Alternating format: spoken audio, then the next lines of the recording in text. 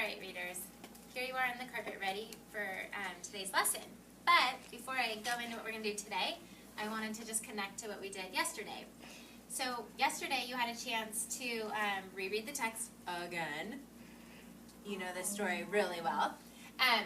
But we read through the lens of point of view in order to be thinking about how, like, Cisneros, the author, made the choices that she made and how that kind of actually helped us to grow bigger ideas about what the big idea is, right? So today we're going to look at the same story, but actually, instead of looking at it as trying to understand it as a reader, we're going to look at it, but believe it or not, I'm going to use it instead of a worksheet or a grammar workbook to be thinking about verbs. I know, you weren't expecting that, were you? Here's what I'd like you to do in your notebooks. I want you to turn please to the next available page. Now, probably when you were in 2nd, 3rd, maybe 4th grade, you hopefully learned that a verb is like an action word, right? Jump, ski, swim, exactly. So we're going to be looking at our same text, our same story, but we're looking at it not as necessarily like readers who want to study the author and study the ideas, but today we're going to look at it as readers and writers, looking for the verbs, okay? So readers and writers, this is what I'd like you to jot, please, at the top of your very next page. Readers, writers, both, you're kind of wearing both hats today, reader and writer. Notice how an author uses verb tense to, here's a fancy word, convey. Convey is a fancy word that means to show. Uses verb tense to show various times, sequences, states, and conditions. This is pretty fancy, and I don't know if you noticed, but I put it in quotation marks to show that I borrowed those words directly from the Common Core standards. Okay. So, you don't need a highlighter, but I do want you to have a pencil in your hand. I'm going to give you 60 seconds, 1 minute, to go through this text and circle as many verbs as you can. Let's do the first paragraph together, okay? In the first paragraph, your abuelito is dead. Is a verb, circle. Papa says, is says an action word? Yeah. Says, early one morning in my room, está muerto. And then, as if he just heard the news himself, crumples like a coat and cries. Crumples, is that a verb? Coat and cries.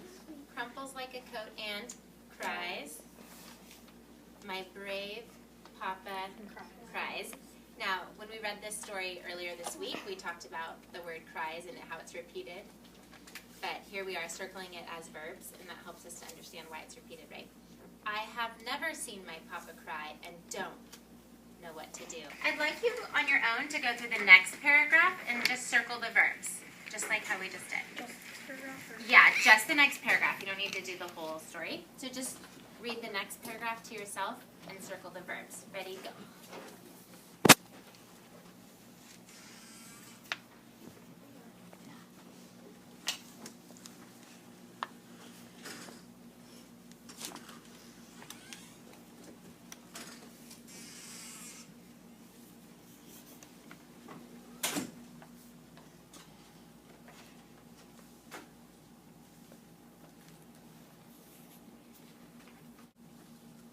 Okay, readers, hopefully you've had a chance to kind of look at this text, but through the verb lens, right?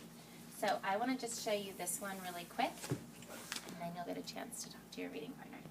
So at the very end, the last paragraph, the author writes, Sandra Cisneros writes, and I think if my own papa died, what would I do? I hold my papa in my arms. I hold and I hold him. So, first thing I want to do is circle the verbs. So one thing we see happening right away is repetition, right?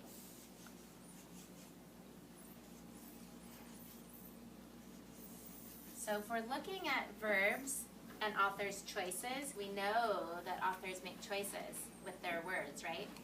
Especially in a super short text. So one thing we can do as we're looking at this is think about why the author chose to use the same verb over and over and over and over again.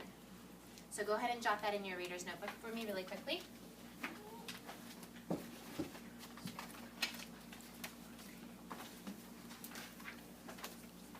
So again, you can always borrow my ideas if you're stuck getting started. You can always peek up here.